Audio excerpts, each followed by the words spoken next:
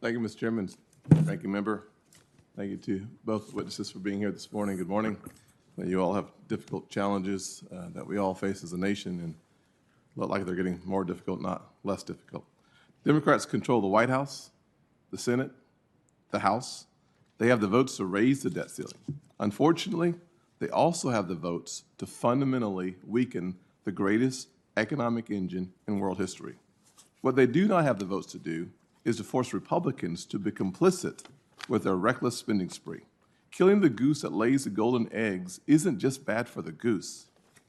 It's bad for everyone who depends on the eggs as well.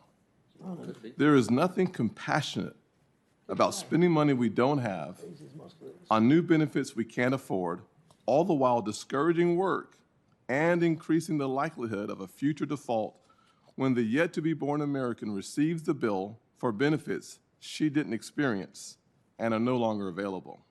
It's also important to note that our labor force participation rate is down, not up, even with the new programs and the payouts that I heard this morning during this hearing that somehow is supposedly increasing our labor force participation when in fact it's apparent and clear to Americans that's not the case. Chair Powell, you know as well as I do, and certainly maybe neither one of us knows as well as the folks working paycheck to paycheck around this nation or the seniors depending on their Social Security checks to make their ends meet, that inflation is having a devastating impact on people on fixed income, people working paycheck to paycheck. I think about the fact that gas prices are over 40% as a nation, and frankly, over the last few days, we've seen signs that it's going to only get worse, not better. The gas prices are going up over $3 a gallon in so many parts of this country, and frankly, even higher in other parts. The fact that food, whether it's bacon or fish, meat, all are up double digits. Can you point to any specific policies put in place by the current administration that may be exacerbating the runaway rise in food and energy prices in recent months? Senator, that wouldn't be for me to do, but I think those things are, I wouldn't be identifying policies of the current administration. Would you agree that the fact is that when we have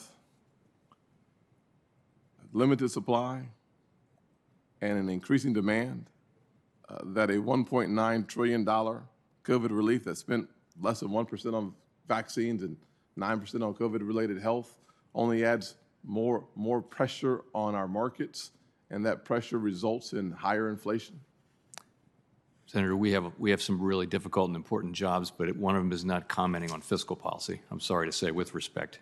I do think that it does include inflation and employment. Aren't those two major aspects of being the chairman of the Those are the two Reserve? major aspects. Indeed. And so when you see policies that are put in place that has not increased our labor force participation but decreased our labor force participation rates, and you see policies that are actually designed, so I heard earlier this morning, to put people back at work, in fact, that number is going down.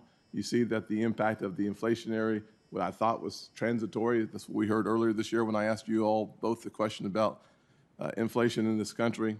It seems to me that we're heading in the wrong direction. Let me ask Secretary Yellen, the face of spiking inflation, slowing growth, lingering high unemployment, and historic levels of government spending and government debt, how do we justify supporting President Biden's $3.5 trillion tax spend package? Well, first of all, the package is paid for. So How is it paid for, ma'am? there are increases in taxation on corporations May I ask you a question? and Thank you. high-income individuals. Let me ask you a question on that while I have you here. Do you think that taking the cap gains tax from 23.8% to 43.8% will encourage more investment in our economy or less investment in our economy? Do you think that taking the corporate tax from 21% to 28% will actually, we both recognize that corporations, they may write the check, but the people who pay the tax are the consumers and the employees with fewer wages, fewer increases in wages and lower benefits. How do we think that these higher taxes are going to lead to more opportunities in our marketplace? Well, First of all, I think that the likely impact on investment spending is very small. And I think in 2017, when taxes were cut substantially, you did not see any surge in investment spending. Instead, what you saw was a surge in stock buybacks. So the linkage between investment spending and the corporate tax rate is really very modest. Mainly, it falls on excess profits. Yes. So I think the Biden package, the Build Back Better package, will improve corporate competitiveness because it's going to invest in critical infrastructure Thank in you. our economy. Secretary Yellen, I don't want to cut you off, but I have no choice because Chairman Brown is going to cut me off. So before I lose my time here, thank you, Chairman, for You already have lost your time, but proceed, Senator Scott. you are a patient chairman, and I appreciate that more than I can say.